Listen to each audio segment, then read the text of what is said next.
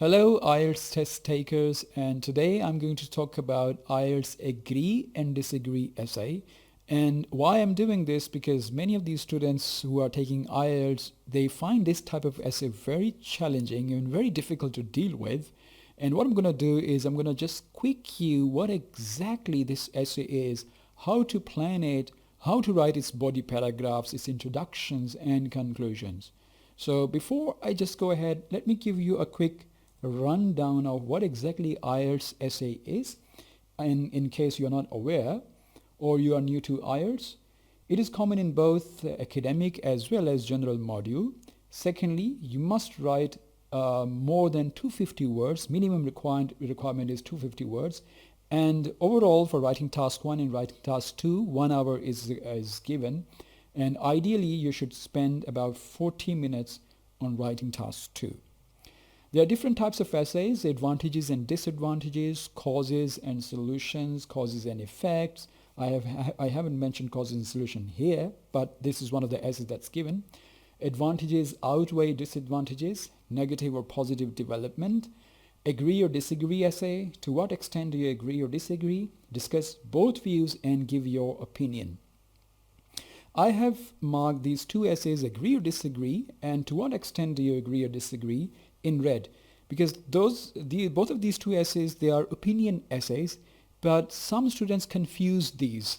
There is a slight difference between them, which I will discuss in my later videos. Today I'm just going to focus agree and disagree, and when I'm just discussing to what extent you agree or disagree, I will explain the difference between these two. So what exactly agree or disagree essay is? This in fact is an opinion essay where you are supposed to give your opinion and defend your opinion. It means you will be giving opinion and supporting it with arguments, explanations and examples if there are any. The main thing is that you have to keep your opinion consistent. You cannot change your opinion. The question is agree or disagree. It means either you can agree or you can disagree. You have to take one side, not two sides. So many students, they remain confused what exactly they have to write. So just follow this tip, that whenever you find agree or disagree, or is it asking you or, there isn't any option here. It's not to what extent do you agree. So there is no any particular extent that you're agreeing or disagreeing. This is exactly landslide, one-sided opinion that you have to give, and then follow that opinion throughout your essay without changing it in the body paragraphs. And then whatever body paragraphs you write, they are in support of the stance that you took in your introduction.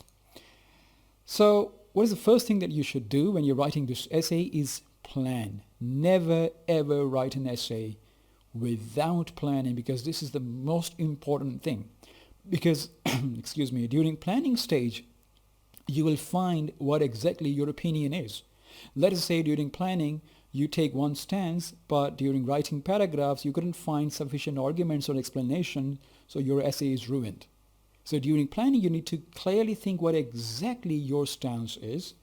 So during planning, what you should do is that you should think of the ideas. So let's take an example here. I'll just give you an example of this essay, and then we'll do its planning and then write down its introduction and body paragraphs. I'll show you with an example. The question is, some people argue that thanks to the widespread accessibility of internet, libraries are no longer necessary. Do you agree or disagree? Do you mark that this essay contains an opinion of other people? So usually in agree-disagree essay, the opinion of other people is given, where you are asked to whether agree or disagree with this opinion. And in this essay, in this example, it's not an exception. We clearly find an opinion is given there, and we are going to agree or disagree. So if we plan this essay, we have like two different sides.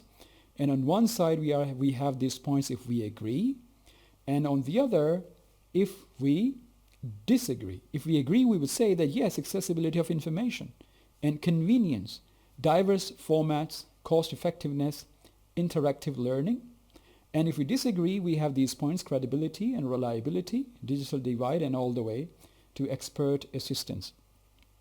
So now, if I plan this essay, I would think that I would find it easier if I go for agreeing. Because in agree, disagree essay, it's not that you should go for what your actual opinion is. You should write down an opinion that is easy to follow. Let's say, for example, if you go against this essay and you say, go against this opinion, I believe that no, libraries should stay, they should be maintained, they should be kept and preserved. But what if you didn't come up with the relevant arguments? Examiner is not going to give you marks for the strength and the truthfulness of your arguments. He's going to give you marks for how you're expanding it, how you are following it, and how you are supporting it with examples and explanations. So if you can't come up with explanation example, it is just useless to follow your opinion.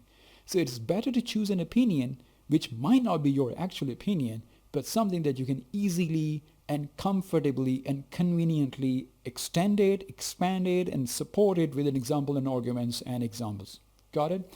So since I find that it would be easier for me to support the agreement, so that's why I'm going to agree with this essay, and then this is how I'm going to structure. I will first write down introduction. I'll show you how.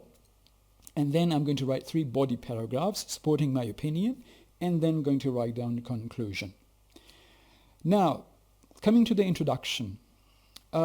Introduction must have 2 things. What exactly the topic is and what is your opinion. In this essay, the topic exactly is that this is the opinion of the people that now the libraries are no more required because of the digital invasion.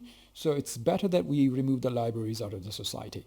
So this is what the topic is. I'm going to open the introduction with exactly the same topic using slightly different words, paraphrasing it. Don't write exactly the same opinion in the exact same words because you will lose marks.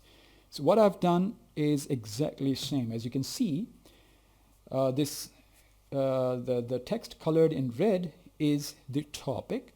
In today's digital age, the widespread accessibility of the internet has fundamentally transformed the way we access information, rendering traditional libraries increasingly obsolete. If you go back and look at the question, you see what I've done is I have just paraphrased it a little bit so that I do not copy the words exactly from the question. So look at this. Some people argue that thanks to the widespread accessibility of the internet, libraries are no longer necessary. So I have just written exactly the same thing with a little bit paraphrasing. So this does a job. So what it has done is that I've been able to not only give exactly the same topic, but I have also transformed it using my own vocabulary a little bit, by changing the sentences. So the examiner won't take the marks away for that. But if you copy exactly the same, you lose marks. So don't copy exactly, paraphrase it. Now, I'm going to give my clear stance, which I'm going to prove it. So look at the stance that's colored in black. The following points substantiate the argument that libraries are no longer necessary in the face of the internet revolution. So this is the clear opinion that I've given. Now see, if you look at my body paragraphs, I'm clearly going to follow my opinion with arguments and explanation. So in the first body paragraph, as you can see that I have given one clear argument, and then there is another argument which is in addition to this. Look at this. Firstly, the internet offers unparalleled convenience by providing instant access to a wealth of information. With just a few clicks, one can delve into a vast repository of knowledge from the comfort of their home, eliminating the need for physical visits to libraries. Additionally, the internet caters to diverse learning styles, offering interactive formats like videos, simulations, and audiobooks, enriching the learning experience beyond the confines of the printed materials. So this is what exactly my first argument is.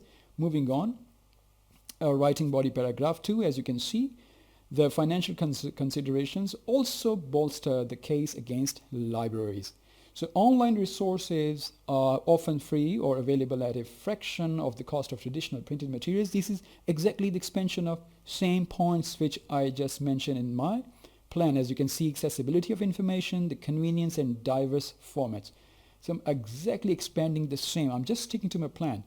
It's better that you stick to the plan because you might write something which is not relevant when you're writing the body paragraphs. So it's better whatever you wrote in your plan, exactly do that, so that you may stay relevant and to the point. Body paragraph number 3 is exactly the expansion of my third point. Moreover, the internet transcends the limitation of library operating hours. Unlike brick and mortar libraries, online resources are accessible 24/7, and I've explained how you can access it without being limited to time. Now, writing conclusion, you have to restate your opinion with summary. Here, you just exactly support the same, explain the same opinion, whatever you supported in your body paragraph. And you shouldn't just come up with something new opinion. In fact, conclusion is going to have the summary and restatement of your opinion as you can see it. In conclusion, the internet's ubiquity and the myriad benefits it offers make libraries redundant in today's fast-paced world. The unparalleled convenience, affordability, and constant availability of online information render traditional libraries obsolete, heralding a new era where knowledge is just a click away. So this is exactly the conclusion. This concludes all 3 body paragraphs and restates my opinion emphatically. So as you can see, that agree or disagree essay, they're one-sided essays. You cannot write I agree as well as I disagree, because this is not what the question is asking. You're going against the task. You're not doing the task achievement. Task achievement requires that you follow one opinion, you take one opinion and follow it.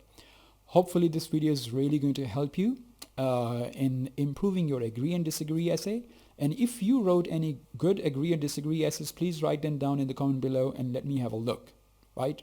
Thank you very much. I'll see you in the next video. Goodbye.